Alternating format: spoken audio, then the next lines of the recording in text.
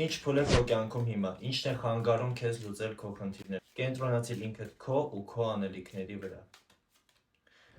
4 թուրը խոսում է այն դադար տված վիճակի մասին, որը հենց հիմա քո կյանքում է։ Ամեն ինչ կարծես թե սարել է, ոչ մի բան չի զարգանում ու ոչ մի խնդիր չի ունենում իր լուծումը։ Բայց դու ունես հզոր ինտուիցիա ու պետք է կարողանաս լսել հենց այդ ինտուիցիան։ Շուտով կկանգնես մի ընտրության առաջ, որը պետք է կատարես բացառապես ինքնուրույն, հիմնվելով միմիայն քո զգացողությունների ու քո